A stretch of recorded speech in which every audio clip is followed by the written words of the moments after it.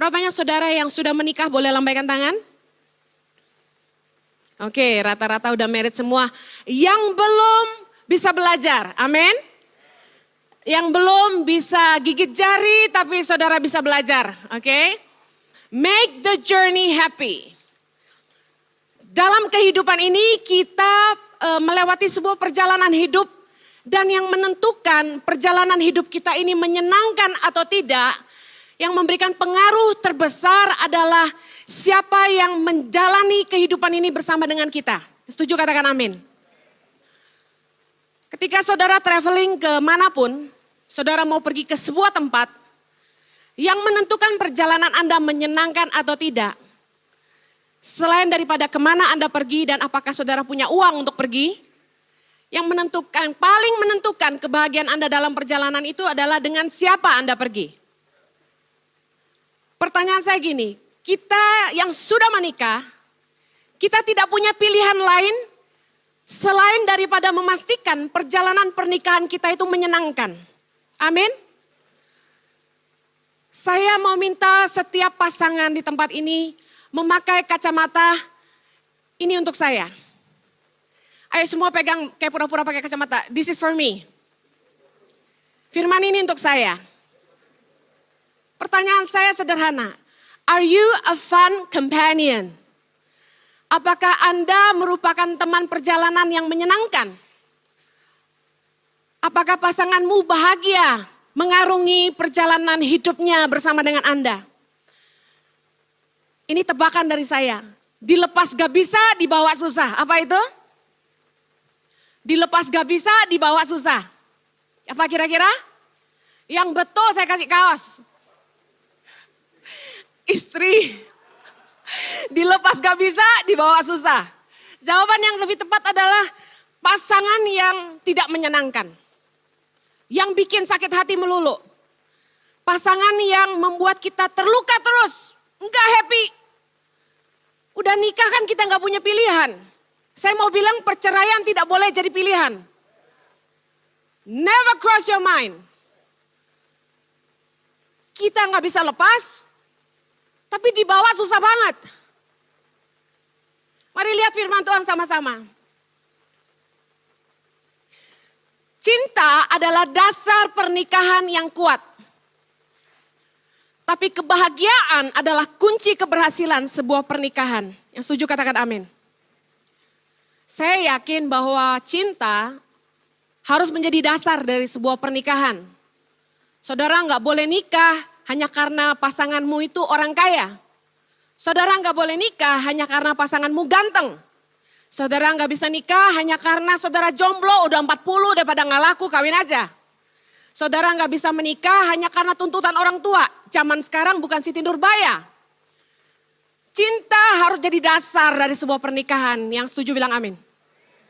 Tapi saya mau bilang begini, keberhasilan sebuah pernikahan ditentukan dari kebahagiaan dalam rumah tangga.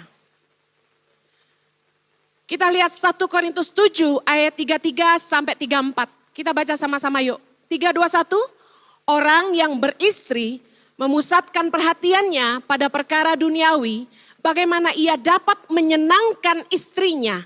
Dan dengan demikian perhatiannya terbagi-bagi. Perempuan yang tidak bersuami dan anak-anak gadis memusatkan perhatian mereka pada perkara Tuhan.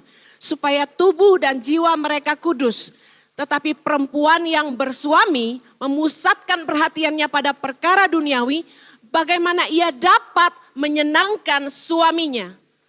Di kedua ayat ini dalam 1 Korintus 7 ayat 33 sampai 34 dibahas bagaimana seorang suami harus memikirkan bagaimana ia dapat menyenangkan istrinya. Dan istri juga harus memikirkan bagaimana ia dapat menyenangkan suaminya.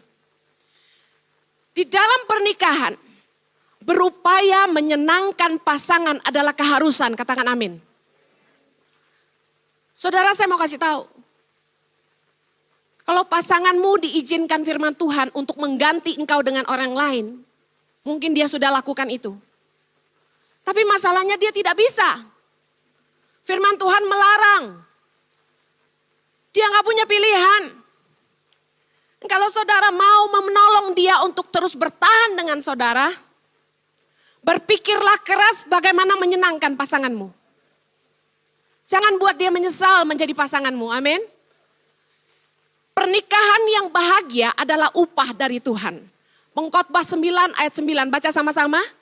Nikmatilah hidup dengan istri yang kau kasihi seumur hidupmu yang sia-sia, yang dikaruniakan Tuhan kepadamu di bawah matahari, karena itulah bahagianmu dalam hidup dan dalam usaha yang engkau lakukan dengan jerih payah di bawah matahari.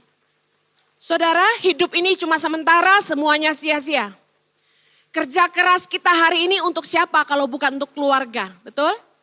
Kita kerja hanya untuk bikin istri dan anak bahagia.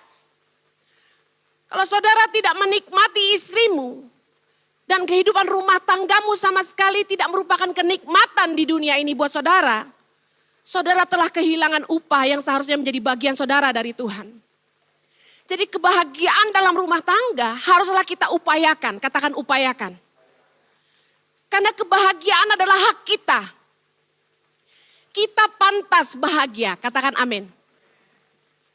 Saudara, jangan tuntut pasanganmu untuk bikin saudara bahagia. Tapi firman Tuhan bilang gini, nikmatilah hidup. Pertanyaan saya, apakah saudara menikmati pasanganmu? 3 hal yang kita harus lakukan untuk memastikan kita dapat menyenangkan pasangan kita.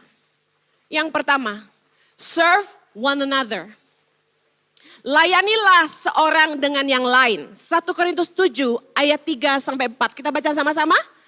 Hendaklah suami memenuhi kewajibannya terhadap istrinya. Demikian pula istri terhadap suaminya. Istri tidak berkuasa atas tubuhnya sendiri, tetapi suaminya. Demikian pula suami tidak berkuasa atas tubuhnya sendiri, tetapi istrinya. Saudara, ayat ini selalu dipakai tentang hubungan suami istri. Saya mau bilang begini, ini bukan semata-mata soal perkara maaf hubungan seks.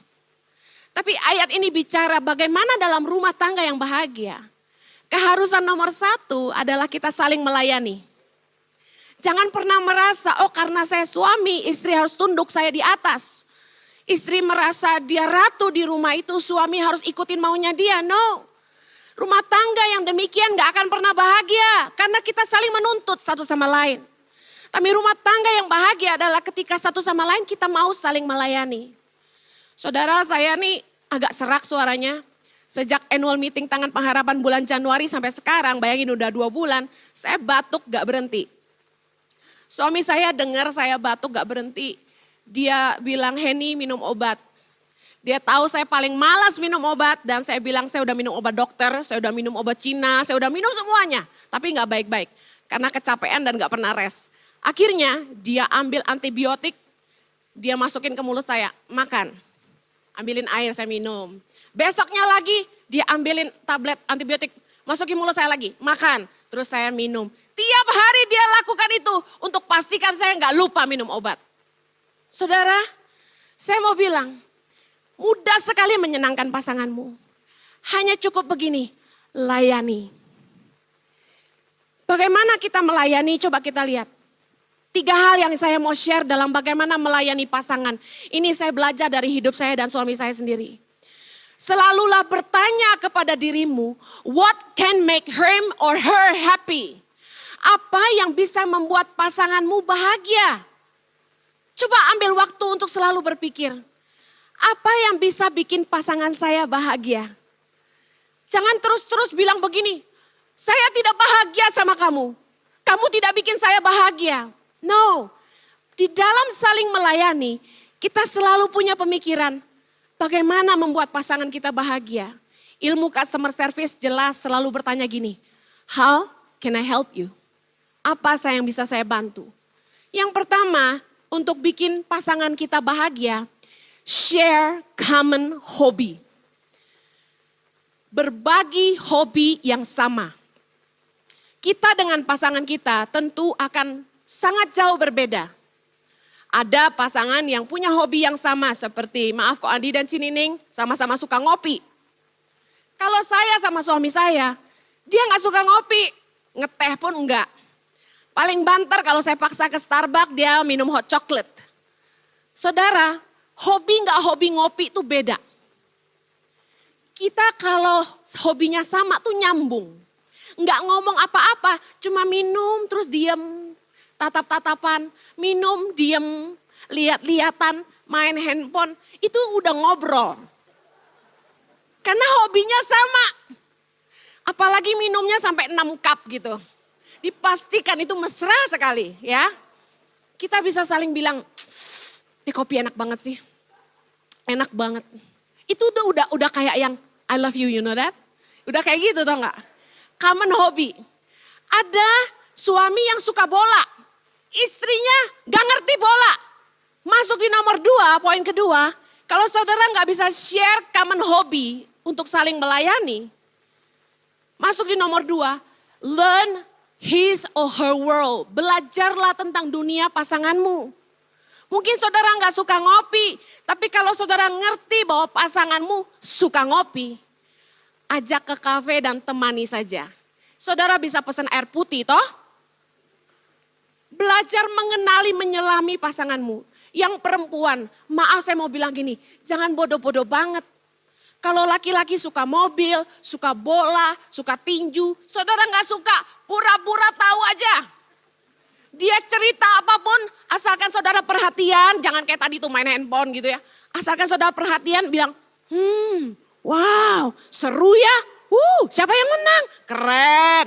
Biarpun saudara nggak ngerti bola, tapi pasanganmu bisa bilang, iya loh, kamu tahu nggak? Seru banget ceritanya. Padahal dalam hati kita, bolanya kemana ya? Saya kalau diajak nonton bola tuh saya senang kalau itu pertandingannya Indonesia lawan siapa gitu loh. Saya ikutin tuh bola. Tapi kalau udah pertandingan Barcelona lawan apa, saya bingung. Tuh bola kemana ya? Yang lawan yang mana gitu. Saudara, kita harus berusaha mengimbangi pasangan kita. Melayani apa yang dia suka. Begini loh. Saya dulu punya coffee shop di Australia. Di Altimo di Sydney. Saya punya banyak customer yang saya hafal sukanya apa. Dan kalau kita ingin melayani yang terbaik ke customer kita berusaha menghafal apa yang dia suka. Saya punya satu customer namanya Wayne. Wayne itu begitu nongolin kepalanya di pintu kafe, terus dia keluar karena mau merokok. Saya begitu lihat kepalanya, saya langsung tahu. Flat white, no sugar, and crunchy roll. That's it, saya langsung bikinin. Wayne, it's done. Dia masuk, thank you, dia bayar, dia langsung keluar. Dia happy dan selalu kembali. Saudara, kalau saudara mau pasanganmu bahagia, meskipun dia tidak banyak bicara, saudara mesti belajar apa yang membuat dia happy. Amen. Kalau pasanganmu suka berenang, sedangkan saudara nggak bisa berenang, saya mau kasih tahu, belajar gaya batu aja. Belajar ngambang. Apa kek? Kalau pasanganmu sukanya shopping dan saudara, pria paling gak suka nemenin istrinya keluar masuk toko, betul? Ada jurusnya, keras sekali aminnya. Cari kursi terdekat. Dan bilang gini, kamu tahu aku duduk di mana? Silakan putar-putar. Iya dong, saudara bisa ngopi dan tunggu di situ. Udah temenin aja. Asal pesan gini, jangan gesek kebanyakan ya gitu. Saudara mau bikin pasanganmu bahagia, poin yang ketiga. Mengerti bahasa kasih pasanganmu. Tiap orang itu bahasa kasihnya beda. Ada orang yang suka digombalin.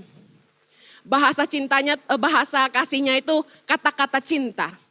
Suka banget dikibulin ya.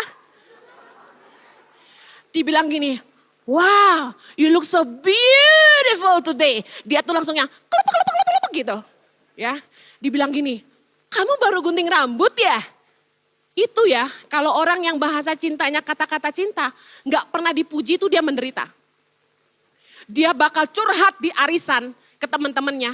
Suamiku tuh sama sekali nggak pernah bilang I love you. Zaman dulu, waktu masih pacaran, bilangnya aku cantik melulu. Udah nikah, boro-boro gua gunting rambut aja dia nggak bilang apa-apa. Curhatnya kayak gitu, karena dia haus pujian. Kalau saudara tahu bahwa pasanganmu haus pujian, Jangan bilang gini, gua bukan pria gombal. Nggak bisa saudara. Kalau saudara mau menyenangkan pasanganmu, saudara harus belajar gombal sedikit. Beneran. Pengen nyenangin pasangan nggak? Belajar gombal. Yang kedua, bahasa kasih untuk beberapa orang adalah waktu berkualitas. Waktu berkualitas tuh nggak usah ribet. Saudara mungkin sibuk, mungkin saudara bisnis, mungkin saudara kerja Senin sampai Jumat full. Tapi saya mau bilang gini, meskipun seminggu itu saudara sibuk, kasih 1 hari aja buat istrimu, itu bahasa cinta buat dia. Dia mau kemana saudara temenin. Mulai dari shopping, sikat gigi, ke toilet, apapun itu, temenin. Itu bahasa cinta dia, waktu yang berkualitas. Amin. Kalau saudara tidak ngerti bahasa cinta buat istrimu adalah waktu, saudara akan merasa, lu kenapa sih marah-marah terus, ngambek-ngambek terus. Padahal istrinya bilang gini, kamu gak pernah punya waktu buat aku. Padahal dia cuma minta itu. 1 jam saja ngopi sama dia, kalau dia suka ngopi. 1 jam saja makan sama dia, lihat mukanya, dia udah happy banget.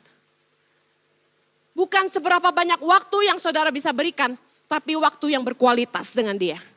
Bahasa cinta yang berikutnya itu sentuhan. Ada orang tuh yang touchy banget. Bentar-bentar peluk, bentar-bentar peluk, bentar-bentar peluk kayak Ko Andi ya. Nah, ada orang yang apaan sih peluk-peluk terus? Apaan sih gitu kan?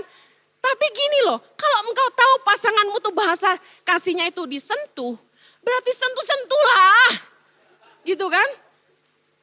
Kadang-kadang kita tuh cuma gini, kita sebenarnya nggak kayak gitu, tapi kita tahu itu membuat pasangan kita bahagia.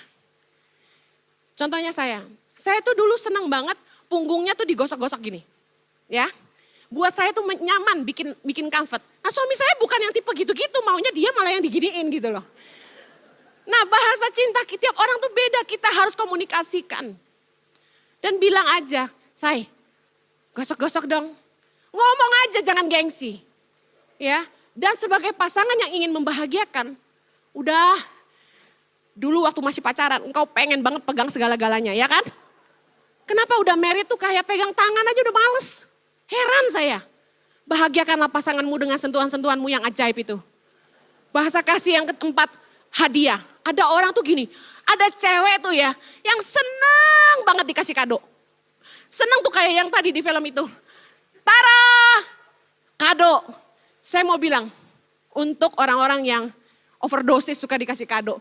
Udah beli yang murah-murah, duku, jeruk, ya kan. Beliin aja yang lagi sel apa gitu kan.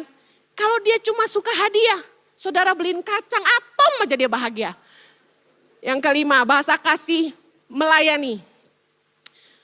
Bahasa kasih kita, saya adalah melayani.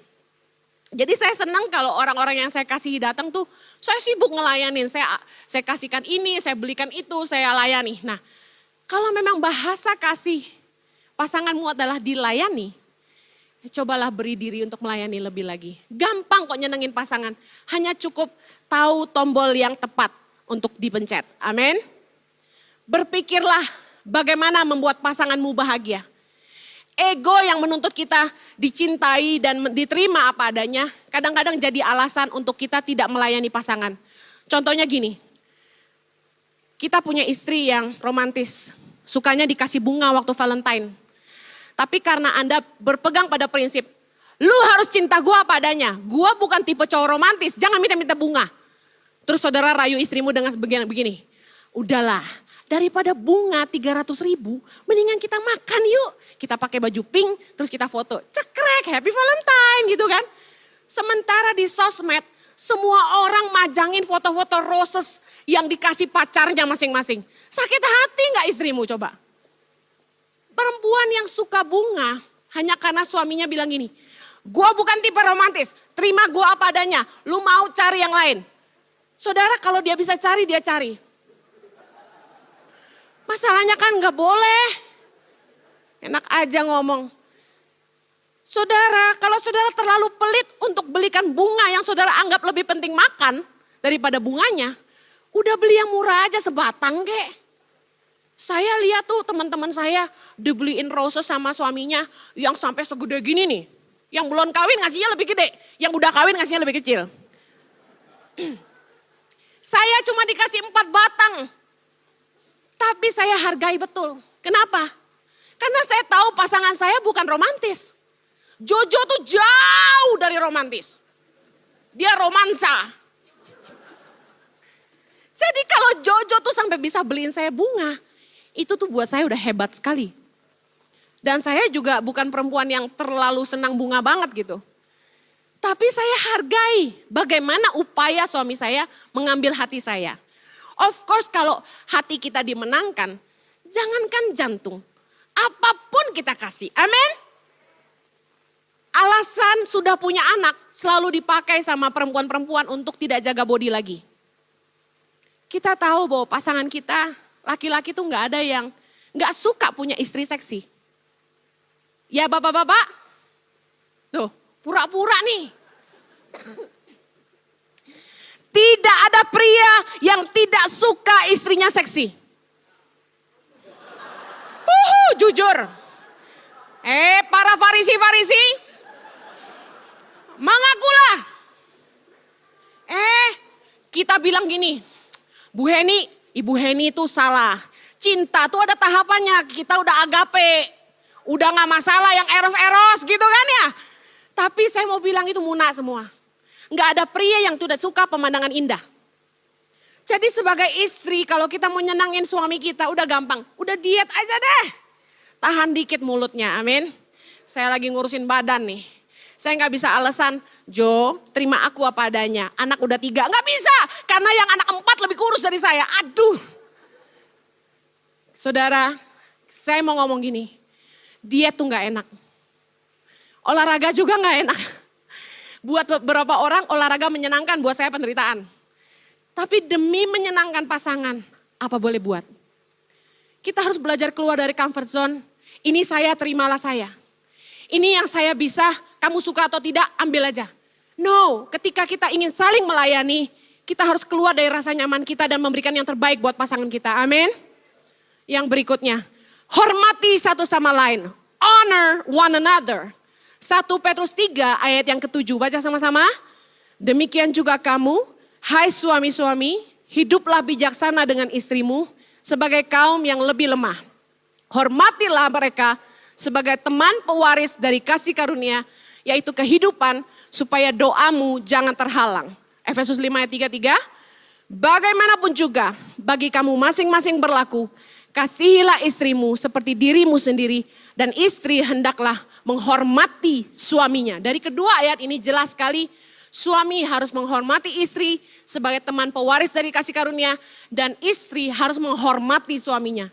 Saudara, kedekatan sebuah hubungan itu menipiskan toleransi. Kedekatan hubungan membuat toleransi semakin menipis. Saya kasih contoh. Waktu pacaran, kita dinner sama-sama. Maaf, berdahak saja, saudara malu. Tapi herannya setelah menikah, Anda buang angin kencang sekali tidak tahu malu. Kedekatan hubungan itu dibuktikan dengan menipisnya toleransi. Semakin saudara dekat dengan seseorang, saudara harus ingat bahwa tetap ada batas yang saudara tidak boleh lewati. Batas itu kita namakan respect, saling menghargai. Mungkin saudara tidak tahu malu ketika saudara buang angin di depan istrimu, tapi ada satu line dalam pernikahan dengan siapapun, bukan hanya dengan pasanganmu, yang saudara tidak boleh lewati. Sedekat apapun hubungan Anda dengan siapapun dalam hidup ini, ada satu garis yang tidak pernah boleh saudara lempati, yaitu respect. Di dalam hubungan suami istri, dalam hubungan dengan siapapun, ketika saudara menjadi akrab dengan temanmu, dengan rekan bisnismu, jaga baik-baik batas ini. Saling menghormati. Never cross the line of respect. Kedekatan hubungan itu memang menipiskan toleransi, sehingga kita terjebak menyakiti orang yang terdekat dengan kita yang harusnya kita sayangi. Karena kita udah gak sungkan sama istri kita ngomong seenaknya. Saudara, Jaga hubungan Anda dengan pasangan dalam satu batas, saling menghargai. Katakan saling menghargai. Apa yang menjadi ukuran? Sapaan. Sapaan kita terhadap orang lain maupun pasangan kita merupakan ukuran kedekatan dan nilai penghargaan. Kalau saudara dengan teman yang akrab, saudara pasti berani bilang, gue lu. Ya kan? Tapi dengan teman yang baru kenal, apalagi rekan bisnis, dengan mitra bisnis, saudara akan bilang, saya, Anda. Lebih akrab lagi, saudara bilang, aku, kamu. Begitu saudara masuk dalam pernikahan, ada yang panggil ber, beb, say, yang, papi, mami, pokoknya kayak gitu-gitu. Nah herannya, ketika saudara marah, yang berubah justru sapaan. Biasanya bilang, say, tolong ambilin dong. Tapi begitu marah, lu mau apa sih? Dari kedekatan yang sangat dekat berubah jadi teman. Lu mau apa? Dari yang say, tolong ambilin dong. Jaga hubungan suami istri di level saling menghargai.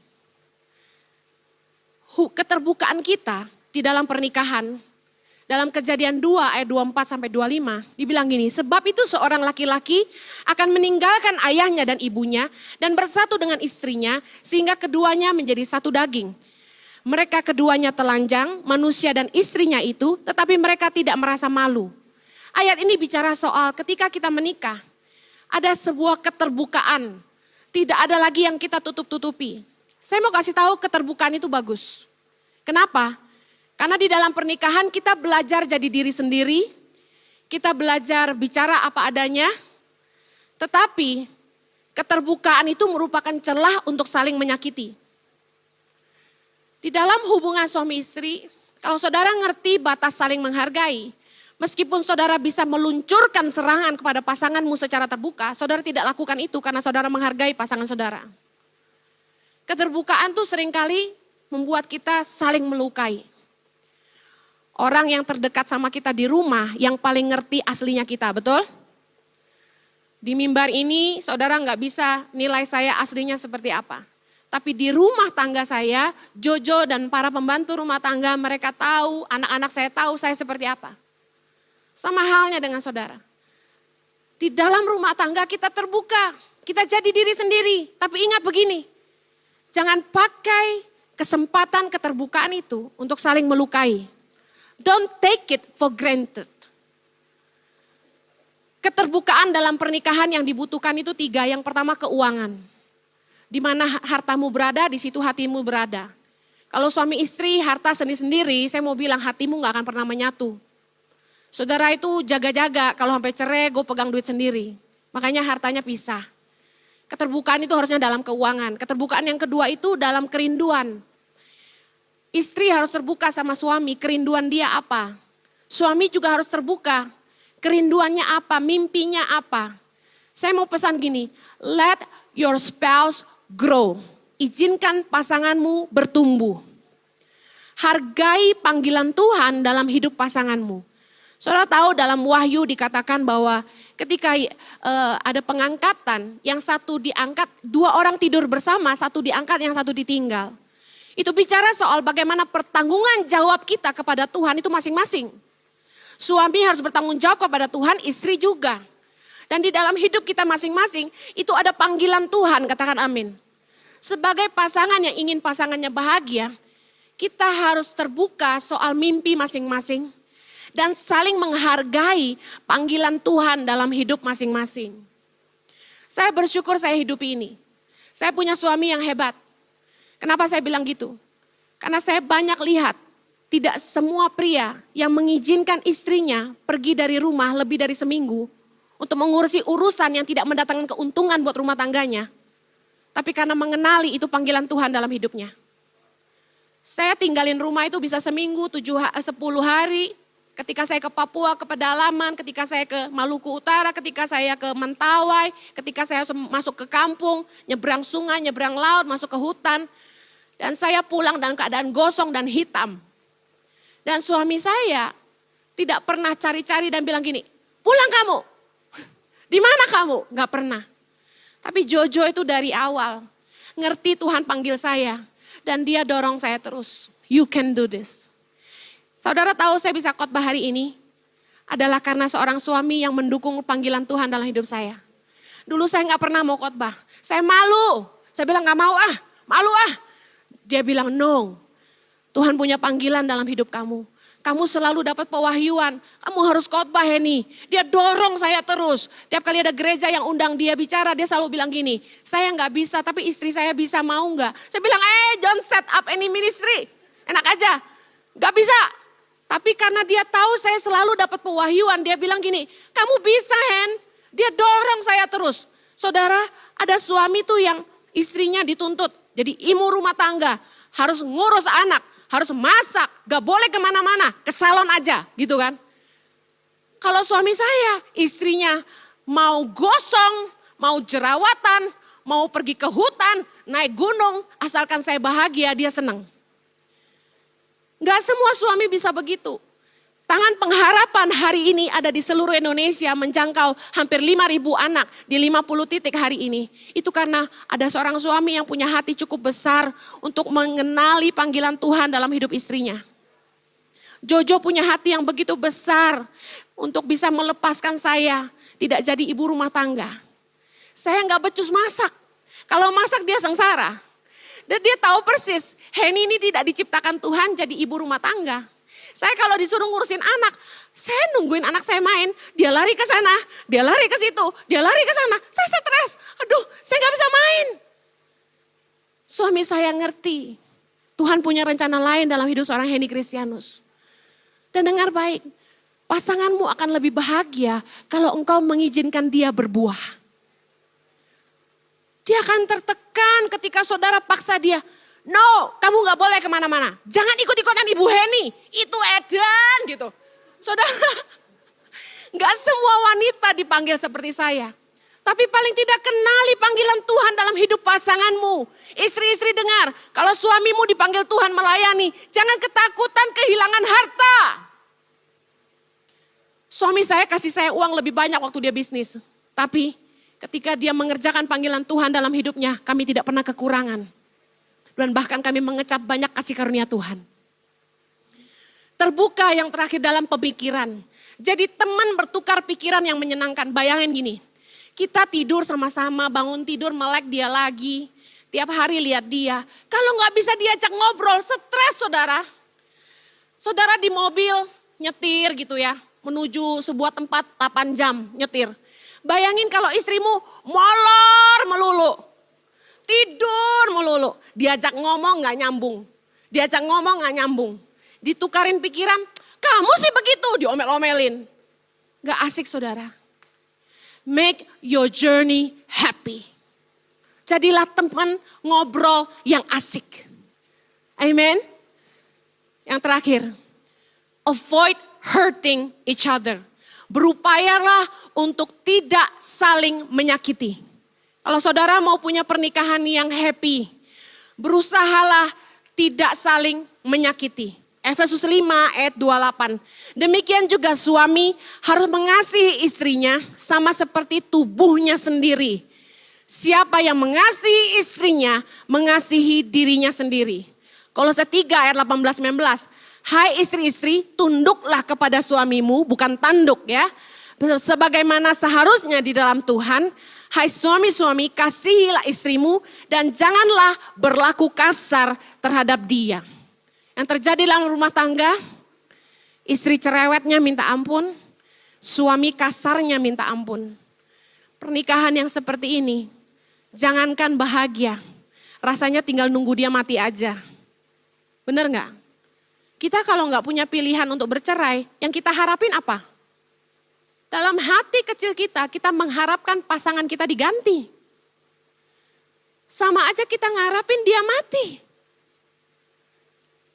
Berhentilah saling menyakiti.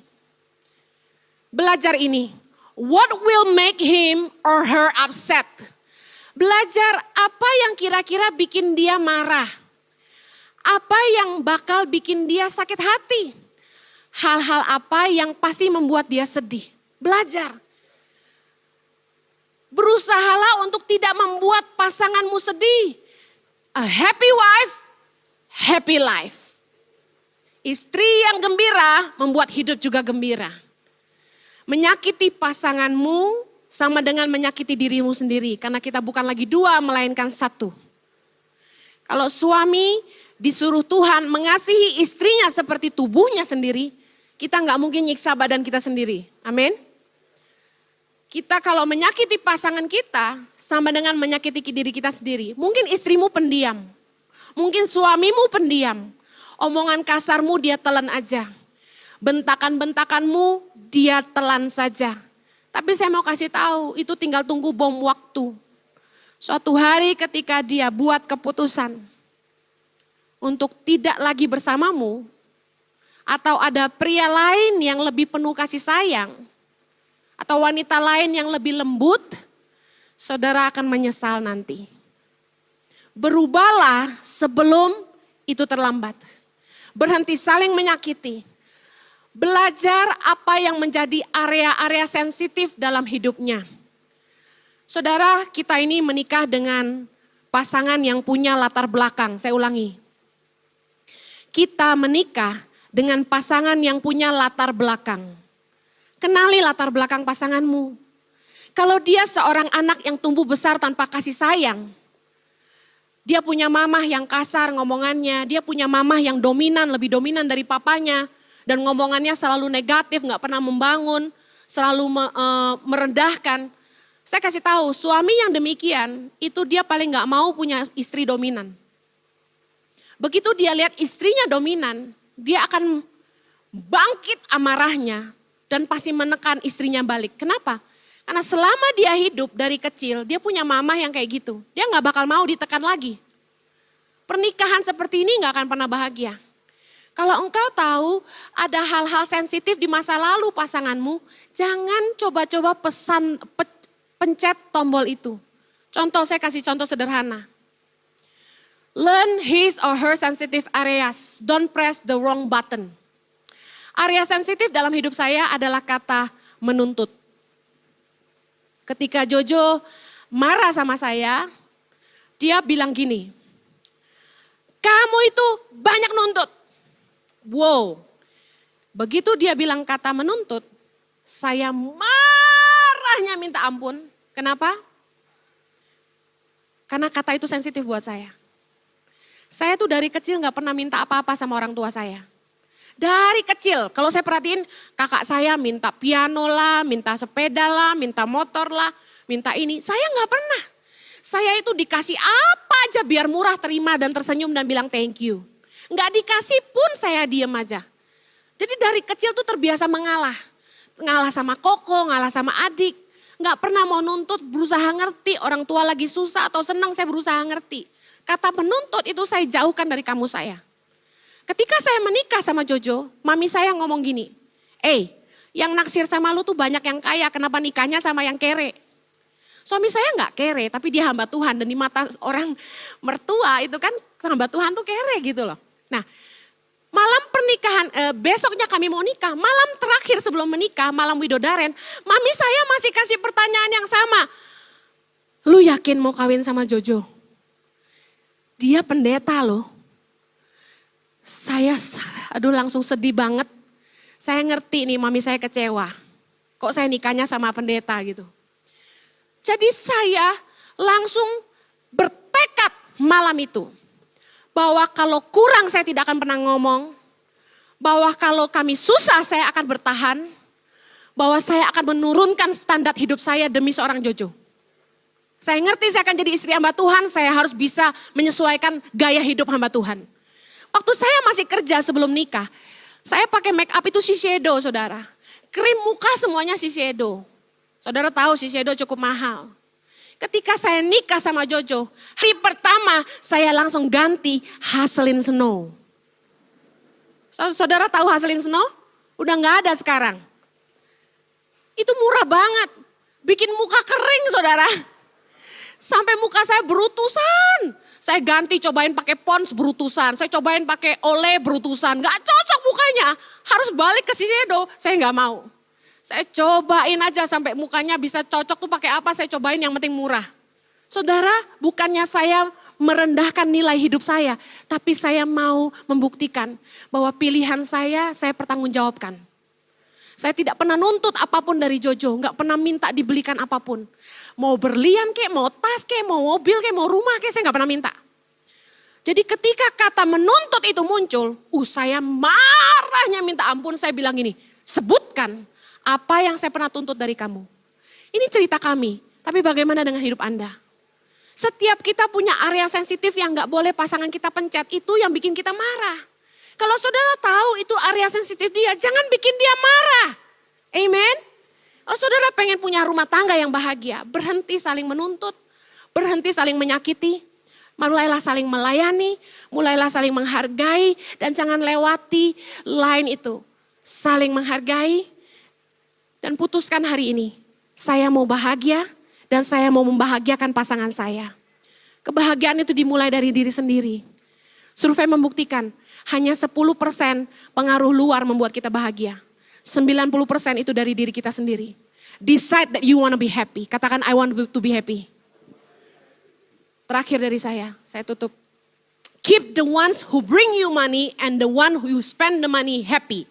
Maksudnya apa? Ketika kita mau dapat kangtau dari orang, kita digaji sama bos kita berusaha menyenangkan dia, betul? Kita selalu berusaha menyenangkan bos kita, orang yang bisa kasih kita kangtau. Kita berusaha jilat-jilat dia supaya kita dapat uangnya. Tapi kita lupa, siapa yang akan menghabiskan uang yang kita dapat? Who we spend the money with? Kalau kita bisa menyenangkan orang yang kasih kita uang, tapi tidak bisa menyenangkan pasangan yang akan kita pakai uang itu sama-sama, saya mau kasih tahu itu bocor dalam hidup saudara. Saudara dapat, saudara buang. Pasanganmu foya-foya, karena dia sakit hati sama saudara. Jangan heran lihat istri yang foya-foya gak karu-karuan karena sakit hati sama suaminya. Suaminya gak pernah punya waktu, bisnis melulu. Suaminya gak pernah perhatian, gak pernah muji dia habisin aja uang suaminya. Saya udah pernah ketemu yang kayak gitu. Dia bilang gini, Hen, ayo kita beli apa aja, tante gak nyari, kita habisin aja. Saya mau kasih tahu, pernikahan yang bahagia menuntut keduanya untuk memutuskan mereka mau bahagia. Amin. Kita berdoa. Haleluya. Bapa, kami bersyukur buat anugerah-Mu di dalam pernikahan kami. Tolong kami Tuhan untuk mampu mengerjakan apa yang harus kami lakukan sebagai bagian kami. Kami mau punya rumah tangga yang bahagia. We want to have a happy journey. Tolong kami untuk jadi a fun companion for our spouse. Menjadi teman perjalanan yang menyenangkan bagi pasangan kami. Tolong kami oleh anugerah-Mu Tuhan. Pulihkan pernikahan kami. Berikan hati yang besar untuk melihat pasangan kami bertumbuh dan menghidupi panggilan Tuhan. Di dalam nama Yesus. Dalam nama Yesus. Amen.